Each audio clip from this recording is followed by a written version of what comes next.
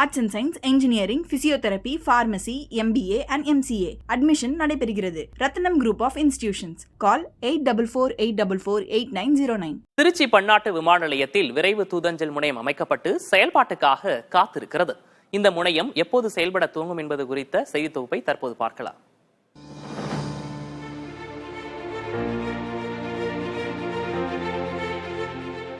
தமிழ்நாட்டில் சென்னைக்கு அடுத்தபடியாக இடம்பெற்றுள்ள பன்னாட்டு விமான நிலையம் திருச்சியில் அமைந்துள்ளது.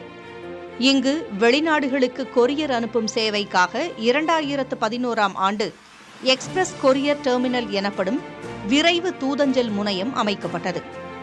2200 சதுர மீட்டர் பரப்பிலான இந்த முனையத்தில் விரைவு தூதஞ்சலுக்கான கட்டமைப்புகளை உருவாக்கி இயந்திரங்களும் நிறுவப்பட்டன. ஆனால் சுங்க இலாக்காவின் அனுமதி கிடைக்காததால் செயல்பட தொடங்கவில்லை.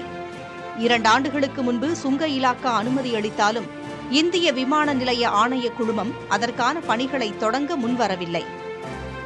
இதன் காரணமாக எந்திரங்கள் பழுதுபட்டு குப்பை மேடாக மாறியது விரைவு தூதஞ்சல் முனையம்.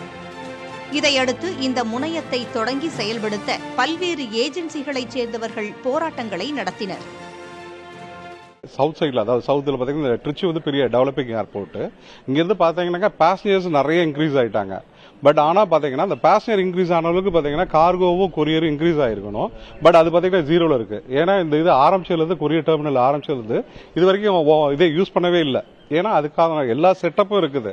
பட் இன்னும் இங்கே ஃபெசிலிட்டேட் பண்ணி ஆரம்பிக்காதனால இங்கேருந்து எதுவும் இல்லை. இப்போ இங்கேருந்து இருக்க கார்கோஸ் கொரியர்ஸ் எல்லாமே இப்போ எங்கே போகுதுனாக்க சென்னையோ இல்லை பெங்களூரோ போகுது. தற்போது திருச்சி பன்னாட்டு விமான நிலைய இயக்குநராகியுள்ள ஞானேஸ்வர ராவ் கார்கோ மற்றும் கொரியர் சேவை நிறுவனங்களுடன் கருத்து கேட்பு கூட்டம் நடத்தினார்.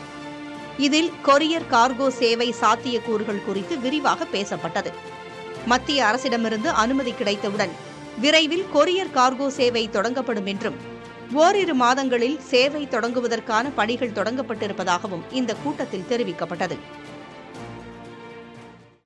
So agencies are rising, there is no such problem. So we have to start the terminal. Now they are facing, since the terminal is not here, they are taking the goods to Cochin, Bangalore and Hyderabad through that. So local cargo, they are going to there, from there they are exporting.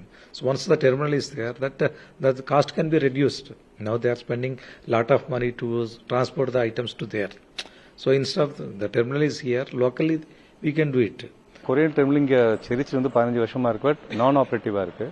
இப்போ operate பண்ணுறதுக்காக நான் முயற்சி பண்ணோம். அந்த முயற்சி எங்களுக்கு ஒரு சக்ஸஸ்ஃபுல்லாக வந்திருக்கு. ஃபஸ்ட் டைமாக கூப்பிட்டு பேசியிருக்காங்க. இன்னும் ஒரு 3 மந்த்ஸுக்குள்ளே எங்களுக்கு நல்ல ரிசல்ட் கொடுத்துருவாங்க. அப்படி கொடுத்துட்டாங்கன்னா இங்கே திருச்சியிலேருந்தும் இங்கே சரௌண்டிங் இருக்க எல்லா டிஸ்ட்ரிக்ட்லேருந்து போகக்கூடிய இன்டர்நேஷ்னல் ஷிப்மெண்ட்ஸு இம்போர்ட்ஸ் ரெண்டுமே நமக்கு பண்ணும்போது ரெவென்யூ கவர்மெண்ட்டுக்கு வரும், நமக்கும் நல்ல ஒரு ஃபாஸ்டஸ்ட் சர்வீஸ் கிடைக்கும். கட்டி முடித்து தயார் நிலையில் இருந்தாலும் 14 ஆண்டுகளாக பயன்பாட்டிற்கு வராமல் இருக்கும் விரைவு தூதஞ்சல் முனையம் செயல்படும் நாளை கார்கோ ஏஜென்சிகளைச் சேர்ந்தவர்கள் எதிர்பார்த்து காத்திருக்கின்றனர்.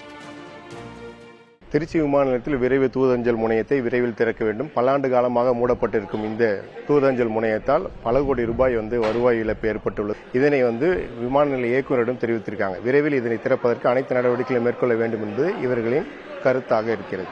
புதிய தலைமுறைக்காக ஒளிப்பதிவாளர் சசிகுமாருடன் திருச்சியிலிருந்து Charles. Arts and science, engineering, physiotherapy, pharmacy, MBA and MCA admission நடைபெறுகிறது. ரத்னம் குரூப் ஆஃப் இன்ஸ்டிடியூஷன்ஸ். கால் 8444848909.